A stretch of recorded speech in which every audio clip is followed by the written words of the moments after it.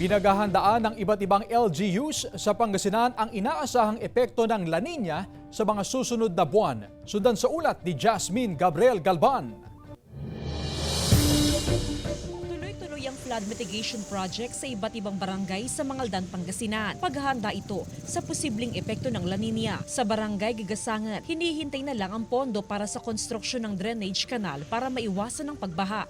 Malaking bagay po yun dahil yung halimbawa doon sa isang sitio nababaha, kung mayroon yun at least hindi na nababaha. Ngayong Hunyo hanggang sa mga susunod na buwan, inaasahang nasa below normal ang rainfall amount habang nasa near normal naman sa Agosto hanggang Setyembre. Pero pagsapit ng Oktubre, asahan daw ang mas madalas na pag-ulan. Early na pinaghahanda tayo kasi pagdating ng October, November, nandiyan po rin nakakaroon po tayo ng above normal ng pag-ulan. May possibility na magkakaroon tayo ng baha sa iba't bahaging parte ng Pangasinan. Ngayon pa lang, nag-abiso na ang Pag-asa sa posibleng maranasang pagbaha sa ilang lugar sa 12 probinsya sa hilagat gitnang Luzon sa oras na maranasan ng epekto ng habagat na sasabayan pa ng La Nina. Ang forecast po natin is 69% chance na magkakaroon tayo ng La Nina itong buwan na ito ng June.